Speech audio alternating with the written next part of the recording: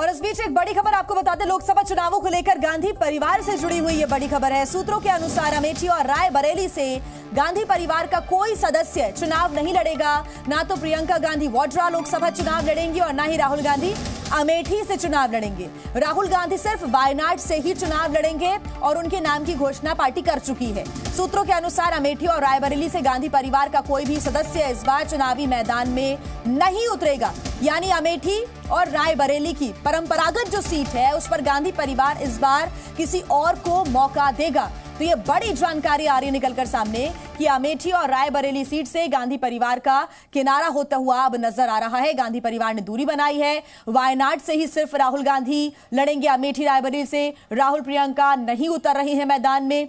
तो क्या अब ये जो पूरा परंपरागत सीट का इतिहास है वो क्या बदल जाएगा, ये सबसे बड़ा सवाल है। आपको बता दें कि दोनों सीटें कांग्रेस का गढ़ मानी जाती रही हैं, चाहे अमेठी हो या फिर रायबरेली। रायबरेली से लगातार सोनिया गांधी लड़ती हुई आई, लेकिन फिर वो राजस्थान चली गई राज्यसभा चुनाव के लिए। इसके बाद सवाल उठ रहे थे कि क्या रायबरेली से प्रियंका गांधी उतरेंगी, लेकिन सूत्रों के हवाले से जानकारी मिल रही है कि प्रियंका गांधी लोकसभा का चुनाव नहीं लड़ेंगी।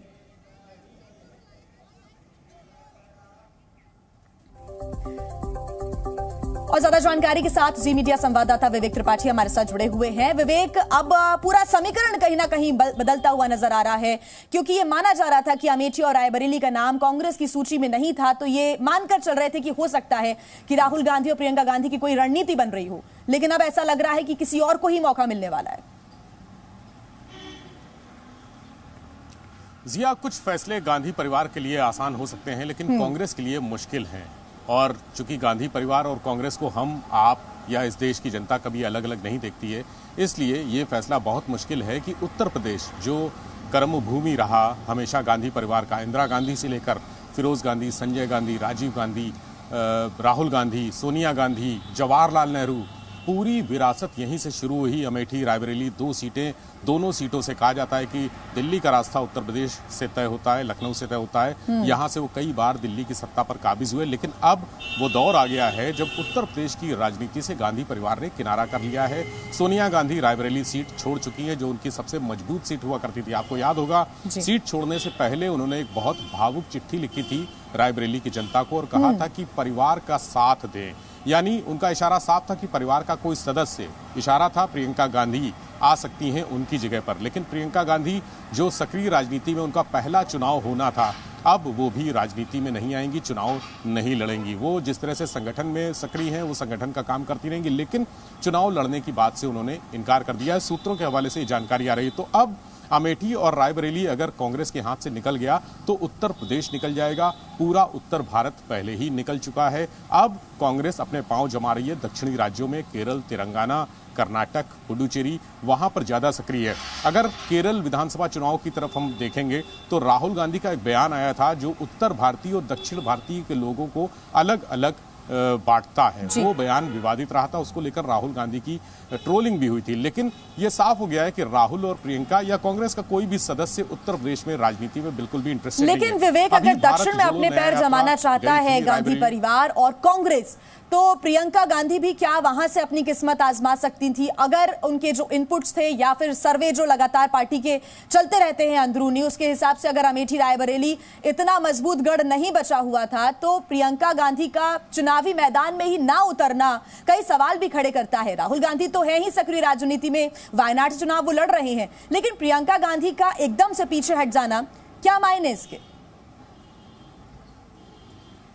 देखिए, प्रियंका चाहती थी कि या तो उत्तर प्रदेश में जिस तरह से उनको प्रभारी बनाया गया था और हिमाचल में उन्होंने अपना घर बनाया अभी पिछले कुछ सालों में, तो हिमाचल में वो ज्यादा सक्रिय है। हिमाचल का विधानसभा चुनाव उनकी मेहनत का नतीजा था, वहां पर सरकार उन्होंने बनाई। ये बात सही है कि प्रियंका लगातार मेहनत कर रही है, लेकिन सक्रिय राजनीति में आने का उनका कोई रुचि नहीं है, कोई इंटरेस्ट नहीं है। और चुनाव लड़ने की जो चर्चा है वो जो कांग्रेस के लोग हैं वही उनको आगे कर रहे हैं, उनका चेहरा आगे कर रहे हैं। वो जब लखनऊ आई, हालांकि इधर विधानसभा चुनाव में हार के बाद और बीते लोकसभा चुनाव में हार के बाद बहुत कम राहुल गांधी, प्रियंका गांधी का आना हुआ। सोनिया गांधी खैर कभी यहाँ पर आई नहीं, चुनाव के समय भी बहुत इक्का दुक्का एक आध बार आई होंगी, लेकिन उन्होंने भी एकदम किनारा कर लिया। तो प्रियंका गांधी का जो चुनाव लड़ने का मकसद था कि उत्तर प्रदेश में मजबूती आएगी, यहाँ के लोग जो कभी विरासत हुआ करती थी, गढ़ हुआ करता था उत्तर प्रदेश, और उत्तर प्रदेश के जुड़ने से उत्तर भारत के कई राज्य साथ में जुड़ जाते हैं। बिहार कनेक्ट हो जाता है, मध्य प्रदेश कनेक्ट हो जाता है, जो झारखंड है वो कनेक्ट हो जाता है, हिमाचल प्रदेश कनेक्ट हो जाता है, उत्तराखंड कनेक्ट हो जाता है। उत्तराखंड में देखिए अभी भी